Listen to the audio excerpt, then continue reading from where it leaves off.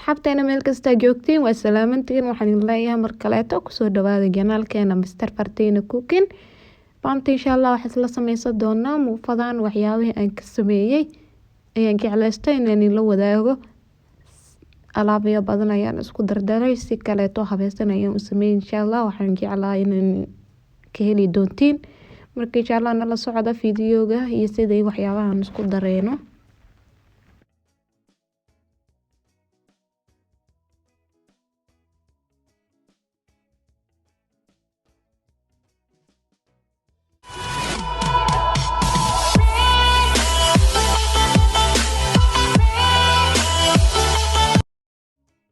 Hadda halkan waxaan ku shubanaa hal koob iyo haaf oo bur ah. Burka badan ma u baahni, waxyaabo kale ayaan rabaa inaan ku dardaro. Marka hadda waxaan ku daraa bahashan u jeedin main grain ayaa laakiin Soomaaliga ma aqaani. Iyadana hal koob ayaan ku shubanaa. Iyadana hal koob ayaan ku shubtay, isku koobkii aan burka ku cabiray le waaye. Marka hadda waxaan ku daraa mashaaridaas aan ku daraa hal koob iyo wax yariis ayaan ku daraa. Koobka xataa ma buuxinay, laakiin hal koob iyo wax yariis ah ayaan ku daraa markaas.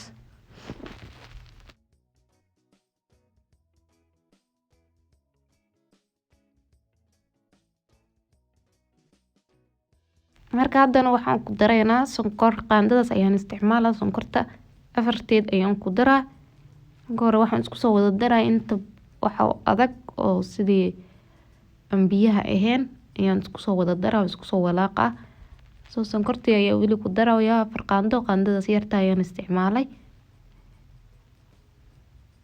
Haddana qamiirkii ayaan ku dareynaa ama faxiisadii sida u taqaaniin. Iyadana qaandadaas yariista ayaan isticmaalay oo afarteed ayaan ku daraa. Kadibna waa ujeedii waa isku soo walaaqa, waa soo dhex gelinaa. Kulligiis waa wax wada ceeriin ah oo waa inay isdhex galaan. Inta wax oo aan qoynin oo caanihi ama biyi waxaan isticmaalay aan ku darin. Marka waxaan ka iloobay caano booro waaye ayaan dib gadaal ka xasuustay ayaan ugu daray. Iyadan sidoo kaleeto labadaas qaando ayaan kula daray.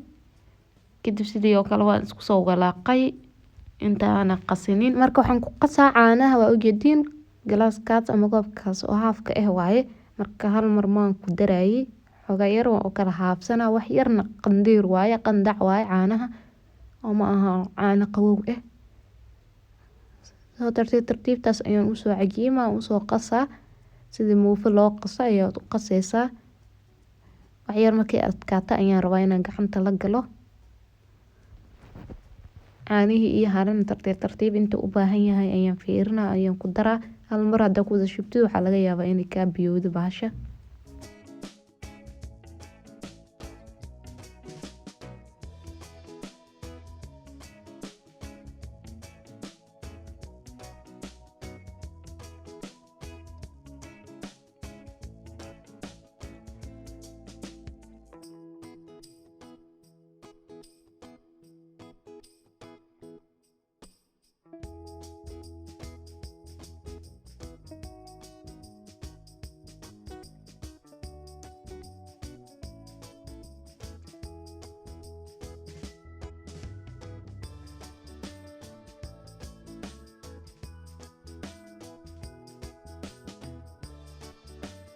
Marka waa kana qasid fiican markan soo qasay kadib wax badan ay u baahan tahay inaad qastid mashaaridii wixii dhan ay kuugu burburaan. Cabaar ayaan dhiganaynaa ilaa 30 daqiiqo ayaan soo dhigtay. Ujeedin si u furfurantay u soo qamiirtay. Hadda insha Allah waa duwanaynaa oo sidii muufada caadiga u duba jirnaa ayaan u duwanaynaa. Marka aniga birta ayaan isticmaalaa, dabkayga waa koronto. Isla birtaas ayaan hadhow markii ay kor ka bislaato ku gadinaa leh markaas waa dhaceyso. Aad ayuu u fududahay marka ku duwaysid.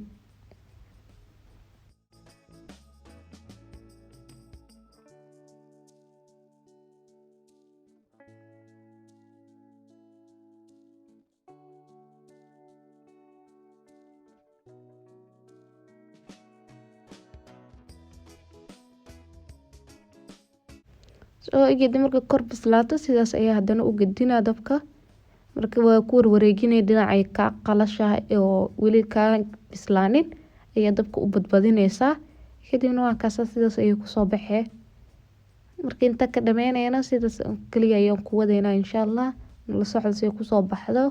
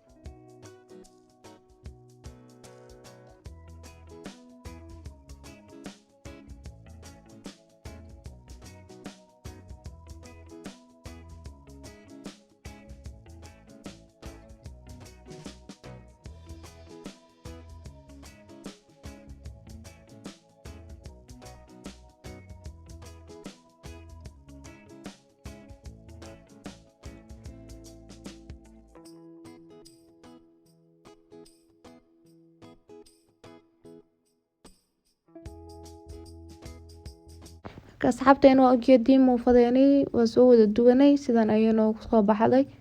Sidaan aadka u fudud ayaan u soo duwanay aa ujeedeen. Waxyaabaha aan ku darnay kaaliska arag waa muufo nafaqaysan ma aha khamiir bas aad cunaysid iyo bur. Waxyaabo badan oo kala duwan ayaan ku soo darnay aad ayay u nafaqaysan tahay.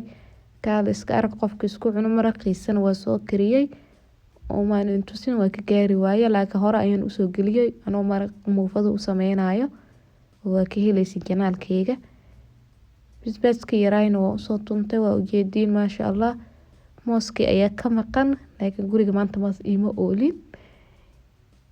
Waa kana saxaabay muufa aad u nafaqaysan waaye run ahaanta waa ka heli doontiin haddaad isku daydin. Adinkana commentiga noogu reebo waxyaabaha ay jeceshihiin inaan ka dhigno video uga xiga insha Allah. Waa ku maasantihiin daawashadiina iyo sida waxaan oo noogu xiran tihiin mar kasta.